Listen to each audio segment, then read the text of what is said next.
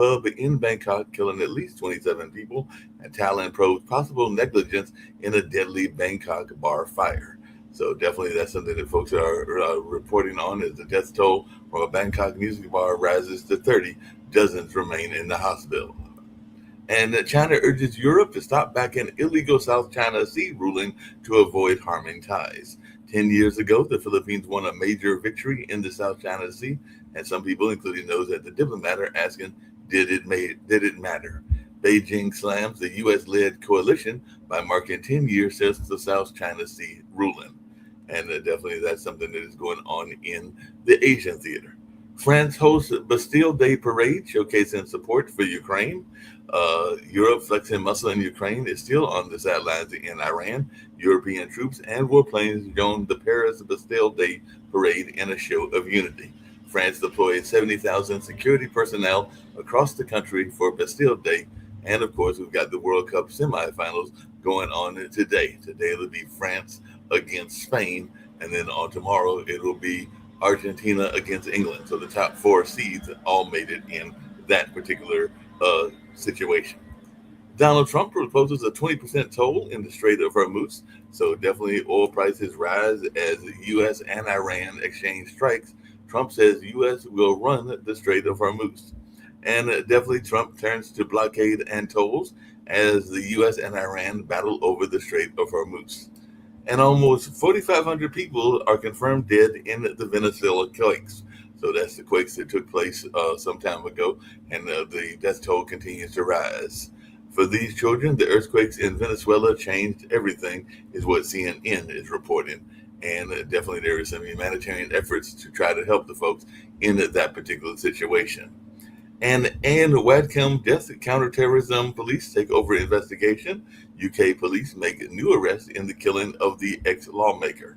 So Asian outreach may give Myanmar leaders legitimacy without results. So Asian envoy meets Myanmar opposition groups in Thailand, and definitely Asian foreign ministers hold icebreaker meeting with the Myanmar counterpart.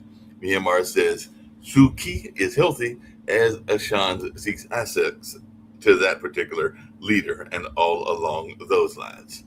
And Iranian flights to Yemen are a violation of sovereignty, says Yemen officials. So Iran backed Houthi strike Saudi Arabia in a major escalation. And there is the Ukraine coalition summit in Paris. Ukraine and 9 other countries announced a coalition to protect Europe from ballistic missiles. Ukraine and allies set up a coalition to attack the Russian ballistic missile threat.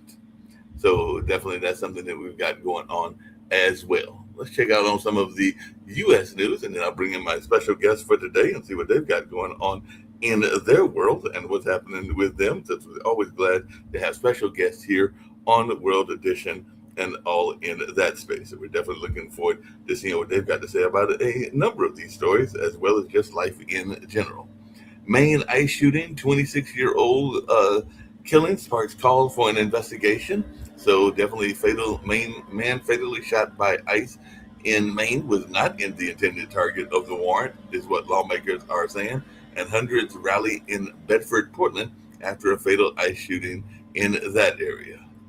And New York to impose the nation's first statewide data center moratorium, according to what the Governor Hochul is ordering. So New York to enact the first statewide moratorium on AI data centers. So New York imposes first in the nation statewide freeze on hyperscale data and all in that way. And Darlene Graham Norden appointed to the late brother's Senate seat. So Lindsey Graham's sister chosen as a replacement after the senator's death. So the worst day to have an election, special the primary to be held on the first day of school. Lindsey Graham's successor to be sworn in, and definitely that's something that we're seeing as well as Darlene Graham Nordon's path from disabilities worker to U.S. senator. So she is now going to be dealing with that. And triple digit temperatures, it looks like they might be coming back to my neck of the woods, even though we did have a little bit of a break here in North Carolina recently. But triple digit temperatures and searing conditions will soon hit the East Coast. More than 125 million Americans under dangerous heat from coast to coast. no relief from heat as many U.S. Cities will see record overnight temperatures and all in that space. I think we had a little bit of rain and the guy might have got down to highs in the 80s as opposed to the 90s or the hundreds. So definitely that is something that folks are facing and all in that space. Mexico's Sheinbaum announces criminal charges request in U.S. over ICE deaths. So ICE shot Lorenzo Salgado Araujo through open passenger window in Houston, witnesses say, and definitely it looks like ICE is definitely staying in the news. And Trump repeats the claim that vandals damaged the reflecting pool as it gets drained again. Trump says reflecting pool has been drained and will be put back onto service soon.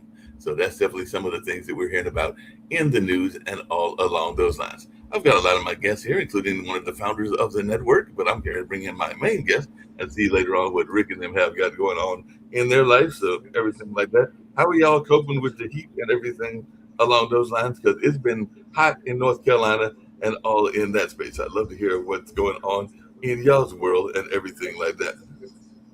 It's definitely been hot in Massachusetts too.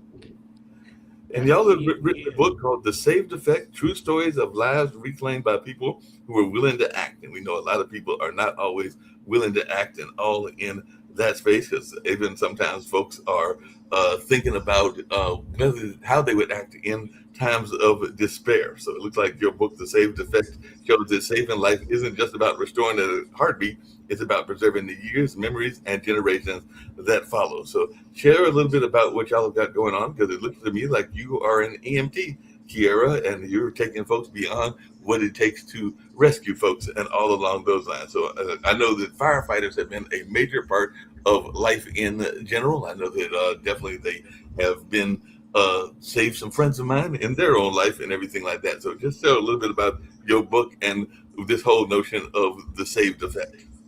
Yeah. I think my story really kind of bounces off my dad, so I'll let him go first. So I've been in fire and EMS for over 40 years, and I've been involved in some resuscitations many years ago, and there's some great stories in our book where individuals post-resuscitation, meaning after they were saved, went on to live more than 25 years. And we start to pull in those stories and think about all of the birthdays, the celebrations, the anniversaries, all of the things that those individuals got to continue to experience, but also their family got to continue to experience. And we talk about in the book the ripple effect. And I think it's important to understand where the name, the Saved Effect, came from. So why don't we start there, and we'll let Kiera talk about that first. Yeah, so when my dad had brought this project to me, I had been toying with the name, and he had originally came to me and said it's going to be called Saved, and I didn't really think that encapsulated the moral theme of what we were trying to portray within this. And so I had done some toying with the name, and I had gone to him and I said, have you heard of the butterfly effect? And he said no. So I explained to him, it's, a butterfly flaps its wings in South America and can cause a tornado in Texas. And I said, this is its own effect, because when people's lives are saved, there's catastrophic consequences that come from it. So I kind of coined the name, the Saved Effect, and he loved it. So that's where the name came from. But my story also originated when I was 8 years old. I told my parents I wanted to become an EMT, and they told me no. I went online, I didn't believe them, so I Googled it, and I found there was no minimum age requirement to become certified in CPR. So I had brought it back to them and said, I want to do this. And so we really want to portray that if an 8-year-old can go and get certified in CPR, then everybody can too. Well, there's a couple of things that were interesting that you were saying. That one, when I was working at one of my companies, Measurement Incorporated, that is a testing company, I know that we got trained in CPR. It was like a training program that they wanted everybody that was working there. That's when we were working in a physical building, to know how to do CPR and everything like that. So I know that there are other companies that have that kind of notion as well. I think we were tested on the dummy and all along those lines, but definitely it seems like it is something that more and more people need to have, is that training in CPR. I don't know that I could remember the holes if I was actually thrown in an emergency situation, but hopefully that memory would come back to me of that training. It was probably almost a decade ago, because I know it was before the pandemic and everything like that. But I was just wondering, because we oftentimes hear stories of people that do extraordinary things in the times of stress. and everything like that. We've all heard the story about the person that is going to pick up a semi where somebody is trapped under it, and all along those lines. We've all heard those stories of people having tremendous willpower in order to rescue somebody that they love and everything like that. So I was wondering how much of that is reality, how much of that is Hollywood and everything like that. Because we've all heard that narrative, but then sometimes you don't meet anybody that's actually gone through that. But there are people that apparently have gone through it. So I just wondered how much of that is a Hollywood narrative and how much of that is reality. Well, I think there's some form of reality to that. I don't know about a semi, but certainly during really stressful events, people can do heroic things. And that's what I even actually say that in the book is I don't believe people are heroes. I believe that they're in the right place at the right time. So opportunity allows them to do heroic things in the moment. And many times people never see themselves as a hero, but they're given that opportunity because someone needs them the most. And in our book, really, we unpack some of these stories where bystanders were ready and willing to act and they stepped forward. And so one of the goals around our book for the layperson who reads our book is that they're inspired by the stories that are in this book, that they get trained in CPR and then they have that readiness and willingness to act and move forward and help save a life. Because we also know when someone doesn't have, when someone's in cardiac arrest, the time is of the essence, time is ticking. And we need to bridge the gap between the time the person goes down and stops breathing to the time fire and EMS shows up. And that's where the bystander steps in and starts CPR and fills that gap. How much time do you need between your training? Because like I said, I know that I probably do not remember any of those steps that I was taught when I was learning from my job at that particular time, which I still am involved with that company and everything like that. But now we're working remotely. But I was just wondering, how much time do you need between training? Because I'm going to be perfectly honest. I probably don't remember those techniques and probably need a refresher course. I'm just going to be perfectly honest and everything like that. So how often should you get those refresher courses in CPR techniques? Well, if you were certified, certification lasts for 2 years, but I believe that muscle memory is something that can last for quite some time if you were certified at one point or had some training. And so, certainly a refresher would be fantastic, but I believe that you probably still have some of that knowledge, that skill, and certainly the ability to do that right now. And, another great thing too is you could call 911 in most systems around the country. The dispatcher who's on the other end would give you instructions over the phone. Now, that's not a replacement for going to get trained, but listen, if you don't have any training and something happened, or maybe you need a little bit of a refresher and encouragement, the dispatcher that's on the other end of that phone could definitely help you. So, Mark, I believe you still have some of that skill that's in you. And if your loved one was down, I think you'd do whatever was necessary. Well, yeah, definitely would do that if my loved ones were down to my nephews, because I got 2 nephews, no kids of my own. But if they were in a dire situation, I'm sure that memory would come back. Here in Durham, North Carolina, we've got hurt because there are a number of people that are involved in situations that maybe the police and EMTs can't always address. Because I know that sometimes there are mental cases, there's domestic violence, and there are other things as well. So I don't know if y'all have that in Massachusetts, but it's an effort to get people involved that are going to address issues that the police aren't trained necessarily for, like domestic violence and things along those lines. So I was wondering if y'all had a similar kind of program there in Massachusetts. I know it's definitely been a godsend, to use that term, here in the Durham, North Carolina area. Yeah, I believe those problems are ubiquitous, right? They're certainly across our country. In Massachusetts, depending on the communities, they do have alternative ways that we work with some other folks within our community to help get mental health services and those kinds of things as well. And so I definitely, we have those same challenges that you have here in Massachusetts. Any urban environment too has those, and even in the suburban and also rural environments. So probably harder in the rural environments because then they're not as resource rich as say Durham or maybe here in Boston, but they certainly have those same issues. Yeah, a lot of those same issues and everything like that.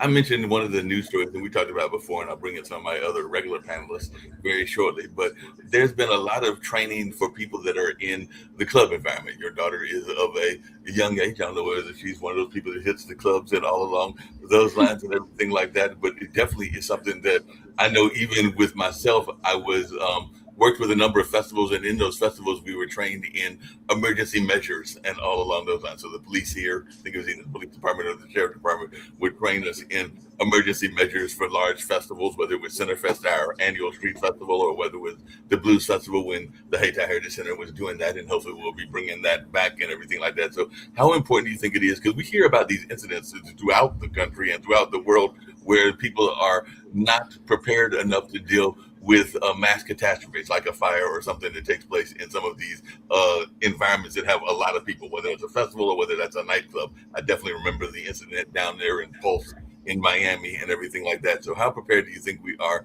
to deal with these catastrophes in environments that are massively have a large crowd, whether it's a crowd of 10,000 or hundreds of thousands or even a few thousand? I think that it really depends on the location and how well equipped security is and the police forces based on the area and what's actually occurring. However, I do want to stress the fact that there is a bystander effect. And when somebody is in an emergency, the more people that are around, the less likely everybody is to act. And the only way to really bypass the bystander effect, it's our biology. That's just how we as humans are made. And the only way to bypass that is through education, training, but experiences. And you can go and get education and trained however you would like. However, you, as somebody who isn't in the emergency medical field, you can't just go out and get these experiences like we can. However, through reading our book, emotions are so heavily tied to memory. And these stories are so emotional, they're so human. And by reading these stories, we hope that when you are in a position where you need to be ready to act, then you can remember in your own mind to tell yourself that you can do it, that you're ready to do it, and that you will step forward. I think one of the In biggest bystander problems in some of effect, and I'm going these, to bring in Jacoby and Rick and some other folks as well. But I do remember the famous case in New York of Kitty Genovese, which was a woman that was attacked and assaulted there in a major thoroughfare. And all along those lines, I studied it even when I was back at Marquette in the 80s, and was basically a lot of the bystanders just kind of like ignored what was going on or did not act. That's probably why it's known as the Kitty Genovese effect and everything like that. So I just wondered, is that something that you studied as well? Because I remember that back when I was in Marquette in the 80s, that particular case, which I think was in the 70s, if I remember correctly, and everything like that. But it's definitely this notion that we hope that bystanders will act, but sometimes they are so caught up in thinking that somebody else is going to act that they don't act. And that's what happened in that particular assault case. Yes, I have definitely heard about that, and I studied psychology in college, and the bystander effect was something that we heavily studied, and it is very real, and it is just the way that we are made to, and you have to be the person to step forward and bypass that. I think getting back quickly to the fire that you talked about, it's the recognition that there's an actual emergency, and people begin to move. And we saw that here in Rhode Island. I grew up in Rhode Island with the Station nightclub fire. There's actually some videos out there where over 100 people were killed that night. And so really, you saw that this developing fire that was going on, and people who were under the influence of alcohol, and so their reflexes were dampened down, and they didn't act, right? They didn't even begin to move. And once they really understood that the emergency was happening, then they began to move, and then of course the crowds, and then they got jammed up at the door, and very, very interesting. I studied it, and when I was in grad school, we studied the psychology around those disasters, those type of disasters, and we specifically looked at the Station nightclub. There was a cameraman who actually had all these experiences that Kira's talking about, and had been to all kinds of fires and all kinds of other problems, and he recognized right away. And he began to move towards the exit, while the crowd took many seconds, and probably even more than a minute, to begin to realize that there was a real problem. So I think that's another issue too, is that people don't recognize that the emergency is happening quick enough. No doubt about that. Rick, you had a question? Well, yeah, just I want to say, I worked in clubs for 25 years, and experience is the best teacher. I used to be a wussy, and I was afraid of getting hit. And then I got hit in the face by a few drunk guys, and I'm like, well, this is nothing. And I learned to step forward into trouble because it was fun. Um, but you've got both. On the one hand, you've got everybody looking at their phones and ignoring real life. On the other hand, uh, playing video games can prepare people can give people experience that they haven't actually had. You know, so it cuts both ways. But you got to give people some relevant background, whether it's training or experience. Hey, And Brad, we do that here at our school really well. So we're here at National Medical Education and Training Center. This is we have a EMT and paramedic school here in Massachusetts. We're one of the largest in the country, and we run simulations for our students. So to give them the experiences that they may not have had from the field already, we have simulation labs that are set up just like an apartment. We have a full box ambulance here. We have a hospital room. So we reproduce those experiences to give them the mental models to help them make those kind of decisions that you're talking about. And So it can be taught.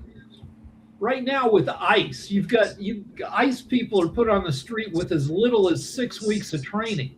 That's not adequate, and you sometimes see the inexperience play out.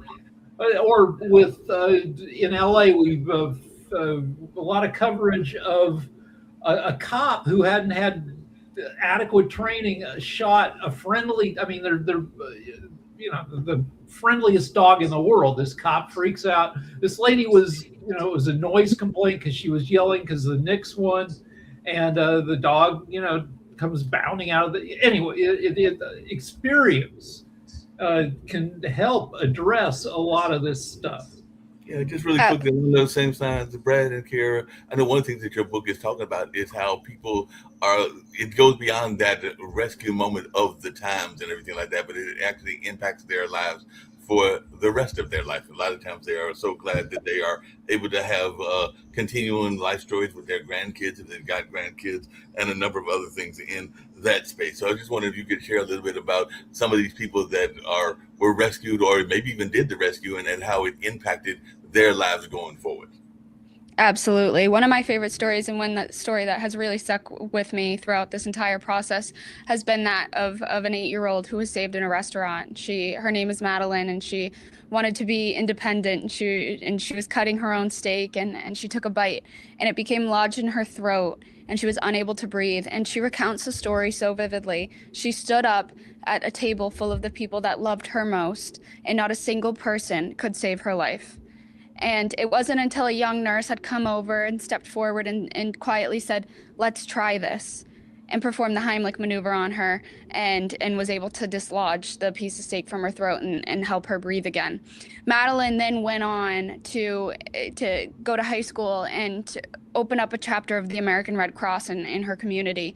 And she then went and pitched the idea of teaching her community CPR and the Heimlich maneuver to the local restaurant group and to one of the major banks in our area, and was able to then go into restaurants, teach wait staff, the kitchen staff, and everybody in there how to perform the Heimlich maneuver and go into different communities and teach them. And her story was picked up by Inside Edition, Kelly Clarkson, and she's now working with Senator Bruce Tarr, who's a Massachusetts senator, to make a law put in place that would allow it to become a graduation requirement for high schoolers to graduate high school to become CPR certified. So she has gone on to then touch so many lives in her community, and we will never know the effects of that. We will never know how many lives Madeline will go on to save because her life was saved when she was 8 years old. Sometimes the person you save is yourself. We just lost a senator, Lindsey Graham, who didn't have an action orientation. He was experiencing all sorts of distressing symptoms, and he said, "I will get help after I go on TV, after I go on Meet the Press." And by the time he waited too long, and he died by a aortic dissection. So training can help you see danger signs in yourself and be oriented to take action instead of ignoring. There's a story in my book. There's a story in our book about my personal story where that exact thing happened, where I actually suffered a plaque rupture in my heart, had a left anterior descending coronary artery occlusion, which they call the widowmaker, by the way. So if you block that artery, you most folks don't make it. And because I didn't ignore the symptoms and got treatment, they were able to save me. Well, hey, Brad and Carrie, just really quickly, I know one of the things that we oftentimes hear about is part of the reason that this network was founded is that there's not enough education in our school systems about a lot of these things. So I know that they hope that we would have more, Nick, and he's in the background, as well as Kim, the two founders, we would have more fiscal literacy. But I'm arguing that we probably need more health education. I remember back when I was in school, we had health in our schools, and there was even maybe some attempts to learn CPR and some of the basic health techniques of rescue and everything like that. So how much do you think our school system, particularly in the United States, is doing a good or bad job of teaching people about the necessary emergency requirements, whether that's CPR, whether that's the Heimlich maneuver, or a number of other things? So are you pleased or unpleased with the way that our academic systems and even our college systems are doing in terms of their training? I think it really depends where you go to school and the location where you actually are trained. And Massachusetts is one of 7 states that doesn't require it to become CPR certified to graduate high school. So to me, that is unfathomable because Massachusetts is one of the leading states in education and healthcare, and yet when it comes to both of them and combining them, we really lack that. But personally, I was taught CPR. I wasn't certified in CPR when I was in high school. I had already been certified in CPR, but we were taught it, and we were taught the Heimlich maneuver. However, my peers, I don't know if they would be willing to step forward just based on that education. Has CPR gotten simpler? When I was a kid, it was thumping and breathing on a Recessa Annie doll, and I feel like we're not doing the breathing anymore. You just need to do chest compressions. Is that accurate? Absolutely. There's been countless studies that have come out and shown that rescue breaths actually do not help as much as continuous compressions do.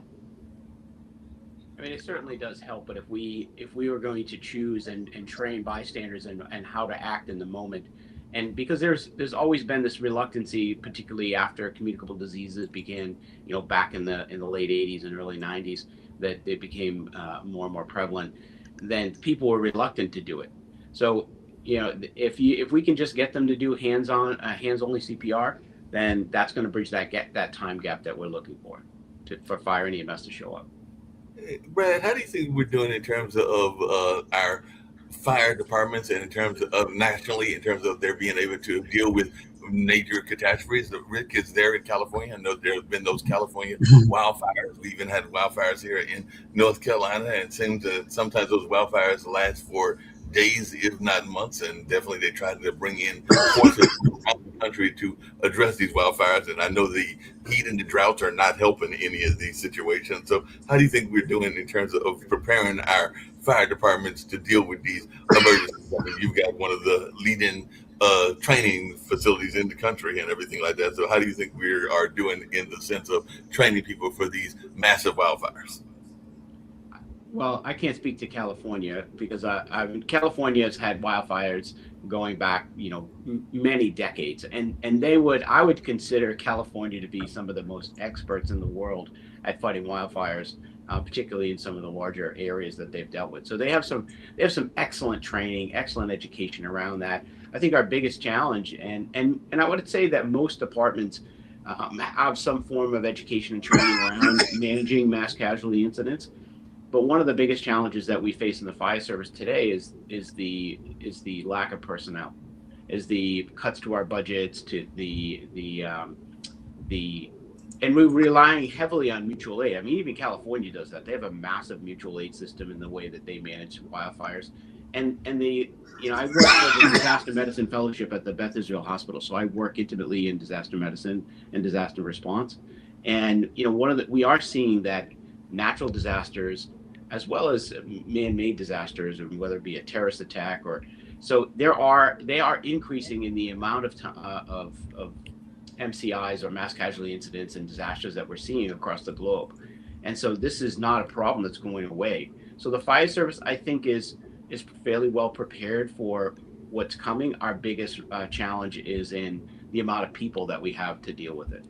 You mentioned recruitment. Why is it so hard to recruit folks to go into the fire services and even law enforcement and everything like that? Because I remember back in the day, and I am in my 60s, but say when you were growing up in the 70s and the 80s, you asked people what they wanted to be. A lot of times people would tell you they wanted to be a policeman, a fireman, a teacher, or an athlete. But there are a number of common fields that were in that list. I don't hear the kids saying that much that they want to be firemen as I used to and everything like that. So I just wonder, why is it so difficult to get folks to get into this field, particularly when there are mass media things that actually highlight the wonders of the fire field. I'm a big fan and will watch Chicago Fire sometimes and all along those lines if you're thinking about TV series and all along those lines. But why do you think it's so hard for us to recruit firemen around the country? I think it's really challenging to recruit and retain, both in the fire and EMS, actually in the first responder communities. And I think one of the biggest challenges is it used to be really sexy to do that. It used to be exciting to do that. But then COVID hit us. And there was a lot of negative things that happened during COVID, both on the public safety side, but also too, I think that people realize, it is an incredibly dangerous job. But also when we start to look at where are kids going today to get jobs and what are they doing? Rick had talked about the scrolling on social media. I mean, a young kid with a camera can go out and make YouTube videos and make, probably way more money than they could in public safety. So I think that's also too, volunteerism throughout the United States has gone down significantly. And we're missing that. We're missing the core values of serving other people. And that's a big part of what we do every day. And, I started out as a young volunteer at 16 years old. There was a community sense of not only volunteerism, but serving other people. And I think those are a big challenge. Yeah, that makes sense. Hey, Kira, you also were involved in a work called the Pre-Hospital Emergency Care, and it looks like you co-authored a study examining the diagnostic accuracy of large language models in pre-hospital settings. So tell me a little bit about that and how we're doing in terms of our hospital settings and our hospitals prepared to deal with a lot of these emergencies. Because I know even during the pandemic, a lot of people were feeling hospitals were not prepared. And of course, we got the two models, the corporate model and the private model that exists in hospital care. And I'm sure that was part of your study as well. But I was just wondering, how prepared do you think we are to deal with these emergencies, particularly in the hospitals? So that study was actually done with the Beth Israel Disaster Medicine Fellowship, and it really examined the effects of AI, and we really used ChatGPT, and it was done a few years ago. So AI has evolved a lot lately, and we did find in that AI at that point wasn't up to date with actual humans and diagnostic abilities in the pre-hospital setting. However, to answer your question, I have experience in the emergency room in one of the top hospitals in Boston and in the entire country. And I think that I have to agree with my dad in the sense that most of these people are underpaid. There's so many people who are there in overtime, and we're understaffed. Just for the sense of these hospitals are big corporations, and they want to save money where they can. And so a lot of times that falls into the hands of the people on the lower levels. And when I say lower levels, I really just mean the people who are at the hands of patients. So you mentioned a volunteerism crisis. We also have a fertility crisis. And if Sasha down here in the lower left, he mentions that for our father's generation, military service, so all the dads had to serve because of the draft, and it kind of made people grow up, though, and I don't know that we need a military draft. Plus it couldn't happen. We don't have the national will for that, but it would be nice to have some kind of national volunteer service where you can get paid for doing 18 months of some kind of public service for your country. Doesn't have to be military, can be volunteer firefighting, teaching, building, clearing, forests, as a young person in your 20s. And that would not only address, volunteer shortages, it would also get people off their frickin' phones and working together and meeting each other at a time when, people often form partnerships, which are not being formed because everybody's thumbing their phones. Yeah, that makes Well, sense. FEMA Hey, does have those programs. Those programs are out there. The Peace Corps is still out there. FEMA does have programs for young people. If you're, you know, up to age 23, they will pay you to join their force. So there are programs that are just not socialized enough, I believe. Why don't we know about those programs? Those are great questions, Rick. Toby. I have a different take, and I think it answers your question though, Rick. Because yeah, I mean, they have pointed out, yeah, I mean, those programs are Habitat for Humanities is still within schools, and you can, if you make it mandatory, it's no longer voluntary. So therefore, it's not really going to work that way. The problem is a question that Mark asked, and where he started, and that's where everybody has actually answered the question, but not really well, from my perspective, answer the question, but don't really want to answer the question because they don't want to admit it. Well, I don't know if don't want to admit it. I'll change that. But either way, but it sounds like the reason volunteerism is down, the reason why recruitment is down, is pay. Later. Oh, Anytime. Sasha's not on mute, but he's chit chat. But I think it's the pay rate, because as you talked about, Mark, our society is built right now on trying to. We should have fiscal responsibility in school, but we talk nothing about doing the technical jobs that we used to, from wood carving to so on and so forth. So we now don't have any ability to say that those things are worth anything. We talk about, well, you got to get paid. Well, if you're going to be a firefighter, if you're going to be a nurse, if you're going to be a doc, if you're going to be just anything within these service industries, your first and foremost thought now is, how much will they pay me? And if your first thought is, how much will you pay me?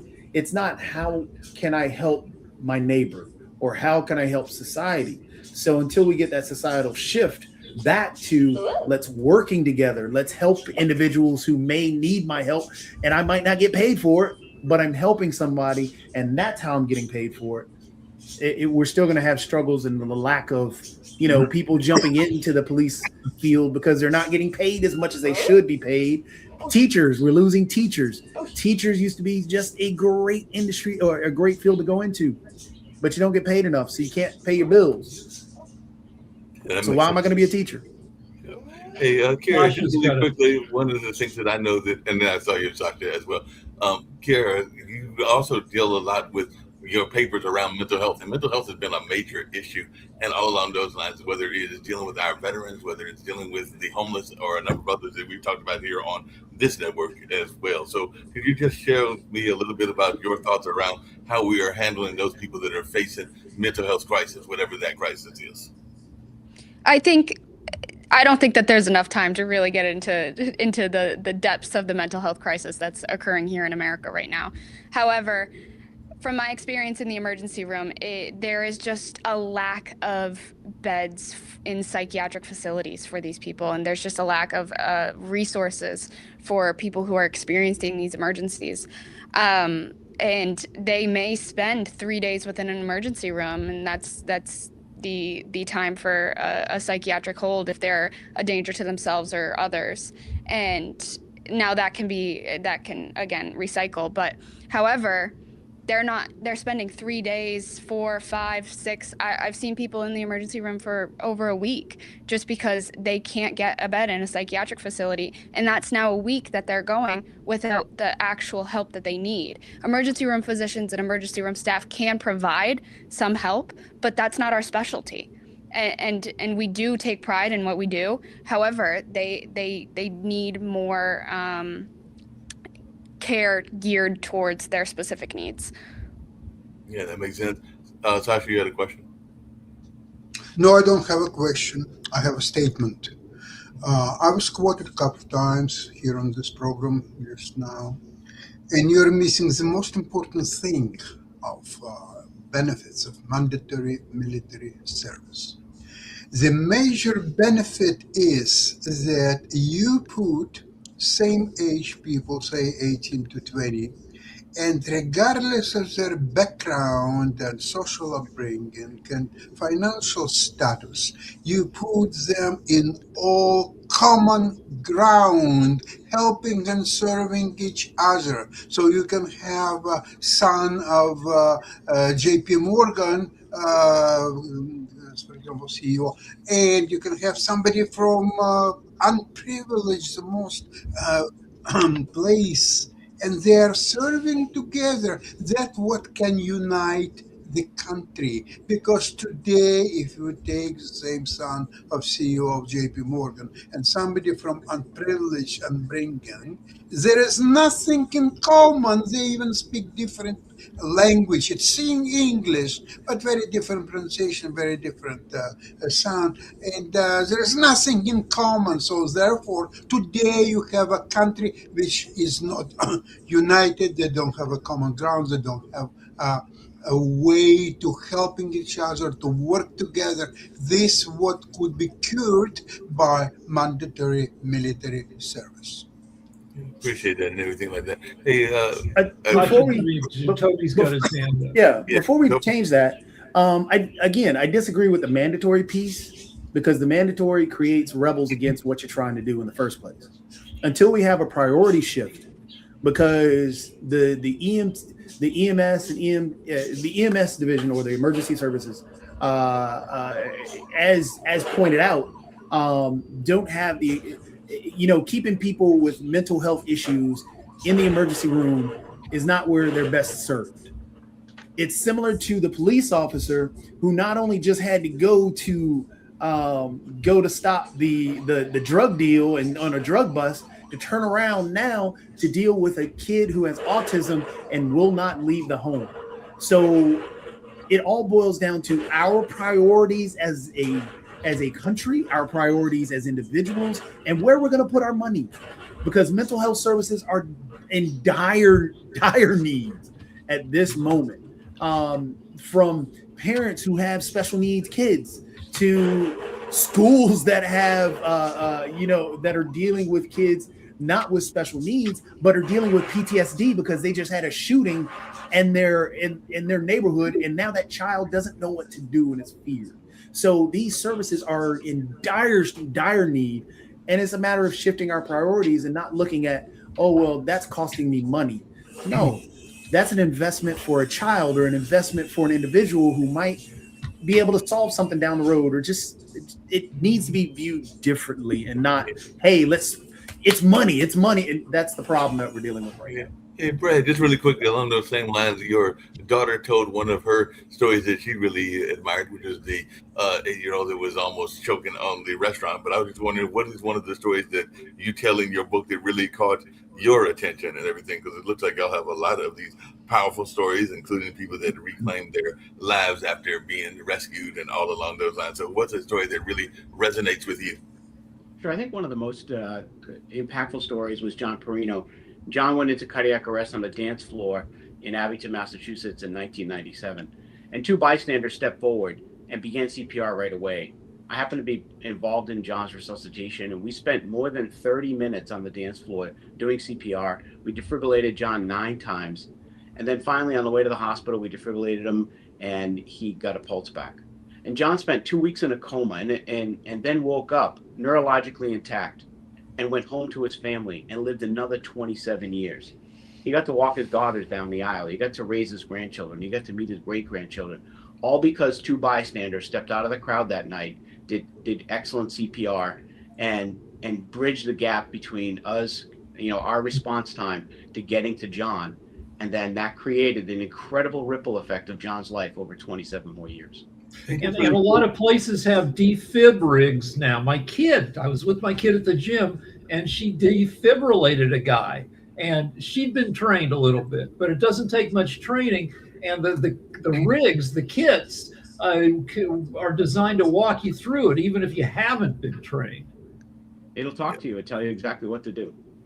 Yeah. Oh, they are. They tell you exactly what to do and everything like that. I know, historically speaking, and of course with things like Chicago Fire and some of the Hollywood versions of it, you see these families that are very much the entire family is in the police force, and the entire family is in the fire department and everything like that. I see that it's you and your daughter working together. So I don't know if she's got plans to have kids at some point in her life, and if y'all are planning to make this a generational thing where it becomes like a whole family thing. And maybe your brother, Mr. Brad, is in the fire department as well, and maybe even your wife and other parts of the family. So how much of this is a family business? Because we do hear a lot of times, particularly in small communities, not so much the big cities, where it becomes like a family environment. So how much of this is a family business, this whole notion of being involved in fire?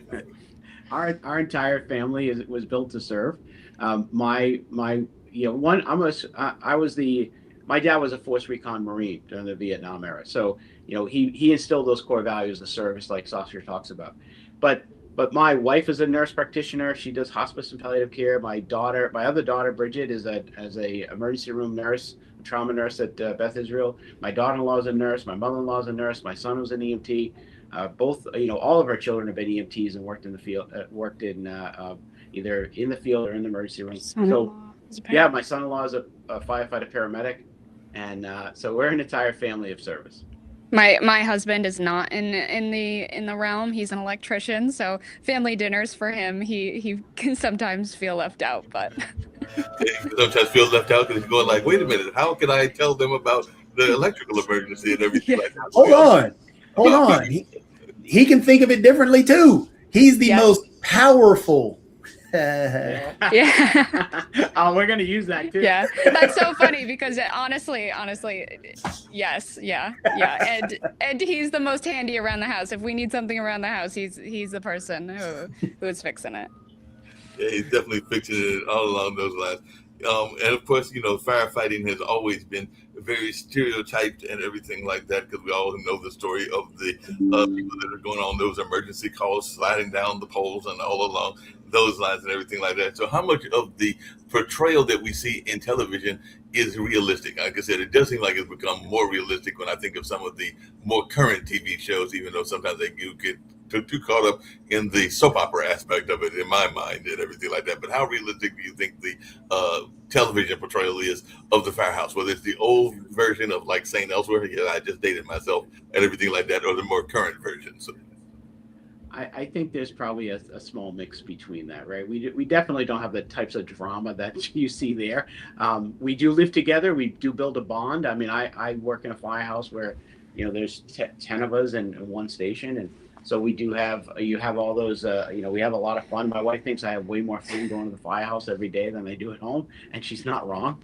And, we had the firehouse I used to work in, we had a pole. We used to slide down the pole. The kids would love it. But I think one of the biggest challenges for Hollywood is trying to recreate truly what happens on not just a daily basis, but you see a house, you see them crawling into a fire, and they have this beautiful visibility, and you can see across, and they're talking to each other. They have great communication. That is not what happens in a fire. I mean, they just complete blackout most of the time, or maybe you can see shadows. Your lights don't work because it's not the same as just being dark. Particles of combustion are off-gassing, and your flashlight won't cut through it. So a lot of that is Hollywood, and it is an incredibly dangerous job that certainly over all of my 40 years, it's we've all had anybody in the fire service has had incredibly close calls, and I think that those portrayals are great for our image and are great for that recruitment and retention. However, it does give this false sense of really what we do on a daily basis. What about the cooking? That seems scary, that you have to cook for all your friends. We cook at my firehouse. We cook every night. We all sit down at the table as a family, and there's 14 of us with our two firehouses. So we will sit down every night as a family. That is absolutely something we do. And we have and someone will cook. And we have a couple of folks that do. And there's if they're not teasing you about the food, then they didn't like it. And so we prepare meals and we sit together. I think when you're trying to build small teams, the cohesiveness of sitting around breaking bread has real value, and that's where a lot of you talk about from a mental health standpoint. We talk about calls, we talk about things that happen during the shift. I think that's really important. What do you think the biggest stereotype people have about firefighting and also rescue is that in terms of general, and maybe it's some of the things that you're trying to address in your book to conquer some of these misconceptions. But what do you think the biggest stereotype or misconception is about firefighting? I think TV has portrayed that most people live, or bad things can happen, but someone's there to always save them. And the fire department's coming in to save them. And yeah, we're coming. But usually, when in these moments that we talk about in our book, in those first few moments of that emergency, that it's the proximity responder, it's the bystander, it's the person who's standing next to you. I always say, we say to some new folks when we're talking to them, I say, what if the person you love the most who's sitting next to you all of a sudden stopped breathing and didn't have a pulse? Would you know what to do? And so many times we're hearing from people, no, they don't. Or they, one young lady said, I YouTube it. I was like, okay, well, that's probably not a plan. But, you got to wait for the commercial. I'm like, how about we just call 911 first? But I think that's the gap that we're trying to fill, is that people, and through the stories, they're going to be willing to step up. They're going to be willing to go get that training, because they're going to see that when it went right, that life continued. And if someone who was standing next to him didn't know what to do, the outcome would have probably been negative. Kira, it doesn't sound like you have, and maybe I'm wrong, but it sounds like you have a significant other, but maybe not any kids yet. But if you have kids and all along those lines, will you be encouraging them to be a firefighter? So should the 80-year-old future Kiara come to you and say, I want to be a firefighter, or what is your answer going to be? Or are you going to be as encouraging as apparently your dad was? Or are you going to tell them they need to go become an electrician? That's a very, very difficult question. I think I've seen it from different perspectives. My brother-in-law's a firefighter, so I've seen it through my sister at the eyes of being a firefighter wife, and I obviously have seen it through the eyes of being a firefighter daughter. I think that the firefighters go out and they do amazing work, and our communities wouldn't thrive without them. Would I encourage my kids to go become an electrician? There's so many firefighters who do a side hustle, and there's so many electricians who then go on and become a firefighter. So I think that's a really difficult question for me. I would just really encourage my kids to do whatever they want, really, and what they find passion in. And if that's firefighting, then I can sleep at night knowing they have a great mentor around them. Yeah, that makes sense. Yeah. Hey, Brad, just really quickly along those same lines, we got just a few more minutes to go and everything like that. I grew up in rural North Carolina. In rural North Carolina, you had the whole notion of the volunteer fire department, and that is still something that is very big in rural parts of the country. So I just wanted your thoughts around the rural firefighters of the volunteer fire department versus the more big city fire departments that we see portrayed in the media and everything like that. But I'm a big fan of the rural fire departments, even though it might be the person that's your teacher that gets together, because they don't really have a force of fire department that's as thorough as some of the bigger cities and everything like that. So I just wanted your take on the volunteer fire departments in some of our more rural areas. I think they're incredibly valuable, and they're a dying breed. And I started my career as a young volunteer firefighter at 16 years old. And at 16, they used to let us crawl into building fires. I know you can't believe that, but it's true.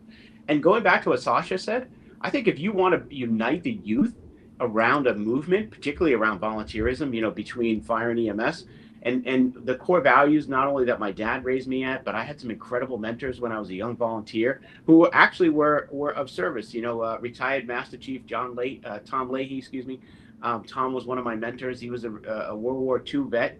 And so the core values that he instilled in us as young volunteers, but I used to live at the firehouse. I slept there every single night. So when Sasha talks about coming together for a common cause with young men and women that could come together, have the same core values, learn from each other, I'm all in. I think that's an incredible, valuable experience in my life, and I would love to see other young people do that. No, I'm not for that at all. I'm for mandatory military service. Mandatory, which means people like Donald Trump in the service. Doesn't matter you have some problems, medical or non-medical or whatever it might be.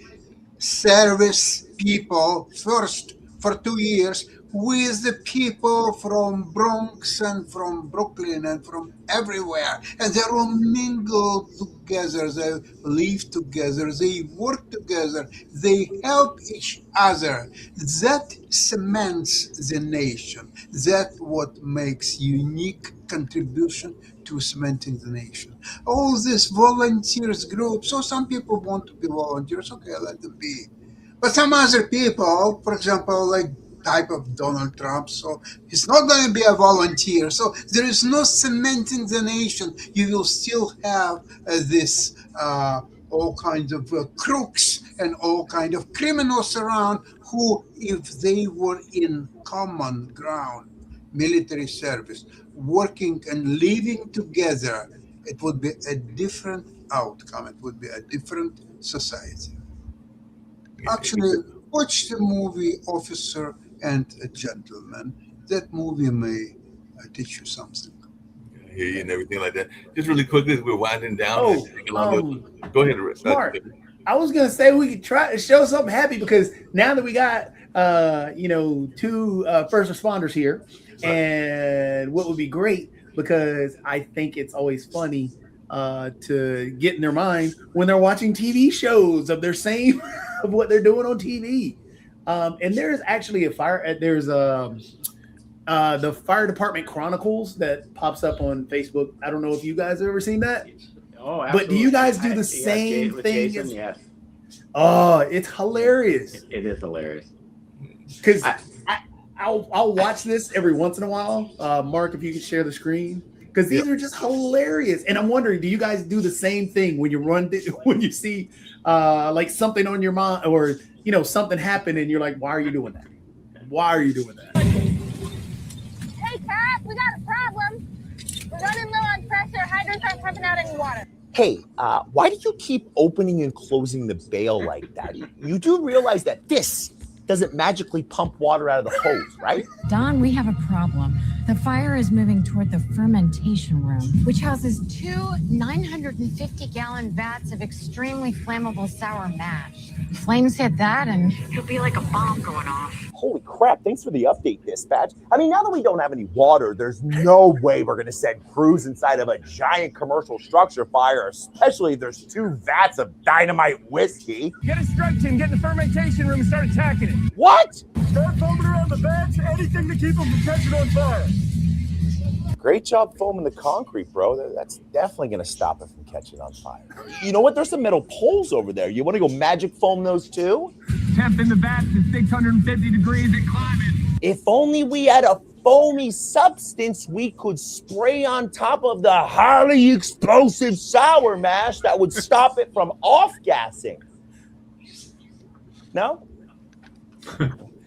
Maybe I can scoop some off of the concrete. All right, do it. Drain them. Break them and drain them. After all that stupid sour mash C4, this whole place is gonna explode and everyone's gonna die. Crap! You just step it all over the floor! I quit. You should never be in charge. I will say my wife will not watch these shows with me. Jason does a phenomenal job. The firefighter there. He's a comedian, but he does a phenomenal job. He's a real fire officer, by the way, and so he does an incredible job at poking fun not only just at that, but at everything in our world, including some of the calls we go on, and he acts them out, and it is really funny. This has been a great conversation. Appreciate that, Yes. Sylvia, and everything like that. If you can just tell us really quickly how they can reach you and the title of the book once again, and where they can find the book, and then we'll get ready to get out of here because Sasha's got his Ukraine-Russia show coming up in about 30 seconds. The book is called The Saved Effect, so you can find us at www.thesavedeffect.com or The Saved Effect on all social media handles. Kira Newberry and Brad Newberry, thank you so much for having us. Thank you very much. Thoroughly enjoyed having you. You were a great guest, and I appreciate you both being on. Hopefully, we can get you back on. I know the network founders have been talking about having a first responder type television show at some point or another, so I might have to reach out to y'all and see if y'all are open to that idea as well. But y'all have been great guests, and I definitely appreciate you being on. Thank you. No problem. Bye-bye. Bye.